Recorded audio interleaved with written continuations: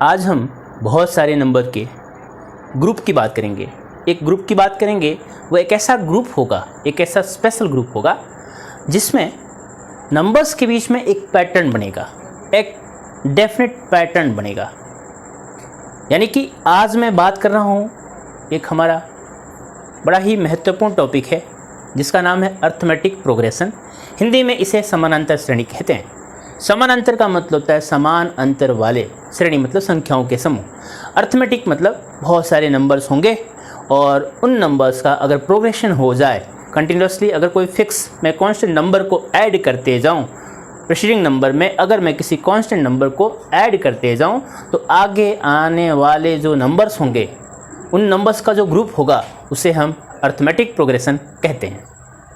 Arithmetic progression के daily life examples की बात करूं, इस तरह के पैटर्न कहाँ देखे जाते हैं तो आपने देखा होगा मधुमक्खी का छत्ता, आपने देखे होंगे बहुत सारे लैडर्स यानी कि सीढ़ियाँ, आपने टैक्सी से एक प्लेस से दूसरे प्लेस तक ट्रेवल किया होगा तो जो टैक्सी का फेयर होता है वो भी अर्थमेटिक प्रोग्रेशन के अंदर ही आता है। या फिर अगर मान लीजिए आप बास्केटबॉल खेल रहे हैं और बास्केटबॉल के अंदर जो स्कोरिंग होती है वो भी अर्थमेटिक प्रोग्रेशन में आता है। जो भी हम टेबल्स पढ़ते हैं पहाड़े, उनमें भी एक फिक्स नंबर को ऐड किया जाए तब नेक्स्ट नंबर हम निकाल सकते हैं और वो जो पहाड़े होते हैं वो भी अर्थमेटिक प्रोग्रेशन के ही पार्ट होते हैं, यानी कि समानांतर श्रेणी के भाग होते हैं। तो चलिए स्टार्ट करते हैं। जैसा कि ये आपको एक सीढ़ी दिख रही है, ये फर्स्ट है, नेक्स्ट सेकेंड, नेक्स्ट थर्ड, इसके बाद नेक्स्ट स्टेप आपको रखना है। अगर आपको किसी लैडर का यूज़ करके हाइट पे चढ़ना है तो सबसे पहले आपको अपने पैर को यानी कि अपने फुट को फर्स्ट स्टेप पे रखना होगा, देन नेक्स्ट स्टेप पे रखना होगा, इसके बाद नेक्स्ट स्टेप पे, और सबसे एंड में जो स्टेप रखोगे वो एंड वाली पोजीशन होगी। इन स्टेप्स को यहाँ पे जो पहली सीढ़ी रख रहे हो, अगर मैं यहाँ पे कोई एक नंबर ले लेता हूँ, फॉर एग्जांपल मैं यहाँ रख दूँ 3, 6, 9 एंड 12, तो यहाँ भी जिस तरह का पैटर्न यहाँ दिख रहा है वैसे ही पैटर्न सेम टू सेम यहाँ भी दिख रहा है। इस लेडर के अगर बात करें तो लेडर में इनके बीच का जो डिफरेंस होता है, यानी कि इस वाले प्रीवियस स्टेप्स के अंदर, इसके अंदर हमने क्या किया, इस वाले पार्ट को ऐड कर दिया। अगर मैं इस हाइट में इस वाले पार्ट को ऐड कर दूं तो ये पूरी हाइट निकल सकती है। इस वाले पार्ट को यानी कि इस वाले टर्म्स को हम फर्स्ट टर्म के रूप में जानते हैं। इसे हम कह सकते हैं फर्स्ट टर्म, यानी कि ये प्रथम पद कहलाएगा। इसके बाद ये सेकंड टर्म, इसके बाद ये थर्ड टर्म। अगर मान लीजिए इसमें 4 ही टर्म है तो सबसे एंड वाले को अपन लास्ट टर्म कहते हैं।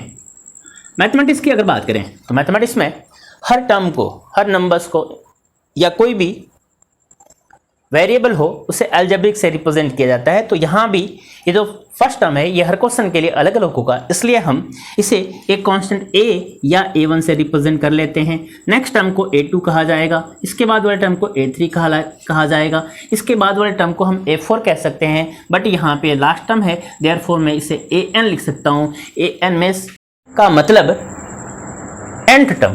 कोई भी हमारे पास अर्थमेटिक प्रोग्रेशन है, उस अर्थमेटिक प्रोग्रेशन का जो लास्ट टर्म होगा यानी कि nth टर्म होगा, nवां पद होगा, उसे हम an कहते हैं। यहाँ पे जैसा कि मैंने आपके सामने एक और एग्जांपल लिया हुआ है, ये नंबर लिखे हुए हैं 3, 6, 9, 12।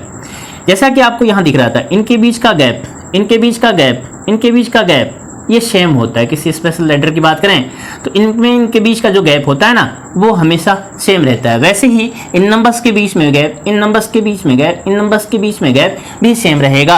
अगर मैं इस नंबर में, ये मेरे पास कोई नंबर है, इसमें किसी फिक्स्ड नंबर को ऐड कर दूं, मान लीजिए मैंने इसमें 3 + 3 यानी कि इस वाले नंबर में जो प्रीसीडिंग नंबर है इसमें मैंने 3 को ऐड कर दिया, देन ये हमारे पास वैल्यू आ जाएगा 6, यानी कि आपने इस 3 को ऐड किया।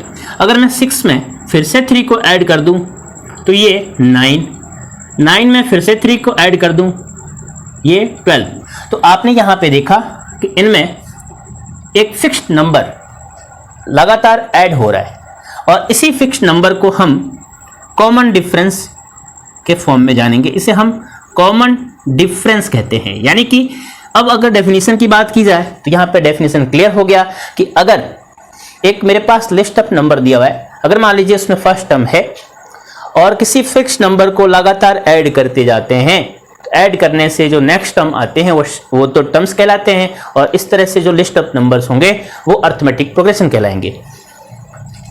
यहां आप देख सकते हैं इसमें भी इनके बीच का जो गैप है इसे हम कॉमन डिफरेंस डी कहते हैं। इनके बीच का जो गैप है इनको भी हम कॉमन डिफरेंस डी कहते हैं। इनके बीच का जो गैप है इन्हें हम कॉमन डिफरेंस डी कहते हैं।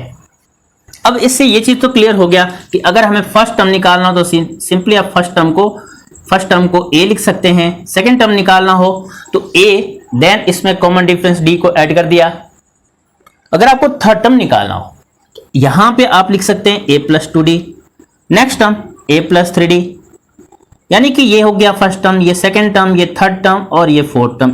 अर्थमेटिक प्रोग्रेशन का मान लीजिए आपको 7 टर्म कह दिया जाए कि 7 टर्म निकालिए, तो आपको सिंपली a प्लस इनमें से 1 को डिक्रीज करके देन d का मल्टीप्लाई करके ऐड करना, देन 7 टर्म हमारा a प्लस 6d हो सकता है। यहाँ पे आप अगर 8 टर्म निकालना चाहते हो तो सिंपली आप ऐसे ही लिख सकते हो a प्लस 7d।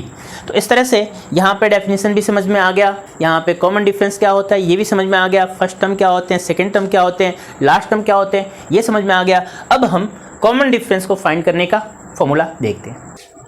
अगर मेरे पास कोई लिस्ट ऑफ नंबर है, उनमें से दो कोई कॉन्सेक्यूटिव टर्म्स को एक के बाद एक आने वाले टर्म को अगर सब्ट्रैक्ट कर दिया जाए और किसी एपी के अंदर आने वाले कॉमन डिफरेंस यानी कि जो नेबरिंग टर्म्स होते हैं उनका डिफरेंस हमेशा समान होता है। फॉर एग्जाम्पल मेरे पास एक नंबर है 4, 8, 12, 16, 20। इस नंबर को तो हम a1 कहेंगे, इसे a2, a3, देन a4, इसके बाद इस तरह से ये नंबर a5 भी हो सकते हैं और an भी कह सकते हैं अपन, है ना। तो यहाँ पे आप देख सकते हैं कि ये एक लिस्ट ऑफ नंबर है। अब आपको ये वेरीफाई करना है कि क्या ये अर्थमेटिक प्रोग्रेशन है या नहीं है। तो आपको इन दोनों यानी कि ये जो दो नेबरिंग जो टर्म्स दिख रहे हैं इनके बीच का आपको डिफरेंस निकालना पड़ेगा, एंड देन इनके बीच का डिफरेंस, इनके बीच का डिफरेंस, इनके बीच का डिफरेंस। अगर इनके बीच का डिफरेंस सेम आ जाए तो ये एपी है, अदरवाइज ये एपी नहीं है। अगर मैं कॉमन डिफरेंस की बात करूं तो ये तो गिवन है, मान लीजिए अगर आपके पास क्वेश्चन है ये गिवन है कि ये अर्थमेटिक प्रोग्रेशन है, तो किन्हीं दो नंबर्स के बीच का डिफरेंस अगर आप निकाल लेंगे तो वो कॉमन डिफरेंस कहलाएगा। वैसे common difference D is equal to formula होगा next term minus previous term, D equal to आप लिख सकते हैं अगर इन दोनों के बीच का डिफरेंस निकालना है। नेक्स्ट टर्म हमारा a2 होगा, देन मैं लिख सकता हूँ a2 and previous term in दोनों में से a1 होगा और मैं इसे लिख सकता हूँ a1। अगर मुझे इन दोनों के बीच का डिफरेंस निकालना हो तो d इक्वल टू लिख सकता हूँ इन दोनों में नेक्स्ट टर्म तो ये 3 है, इसे 3 लिख सकता हूँ a3 minus previous term a2 है, यहाँ पे लिख सकता हूँ a2, ये होगा कॉमन